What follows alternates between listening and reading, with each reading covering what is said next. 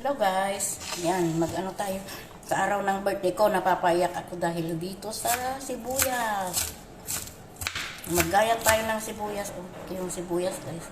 Napapayak ako talaga kasi sobrang very strong siya.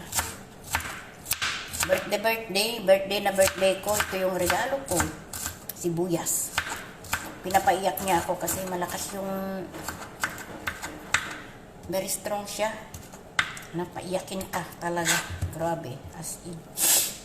Napaiyakin niya ako. Gagawa tayo ng kapta. Yan siya. Ito yung pinaka the best na kaibigan ko dito. Kapta. Magawa tayo ng sibuyas. Sibuyas guys.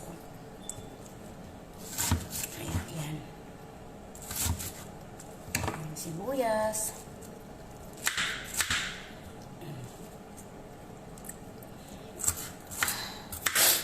Iiyak ako talaga.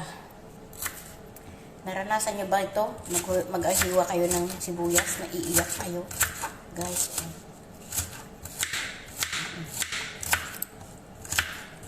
Sobra na. Napapaluha na lang ako. Naalala ko na yung ano ko.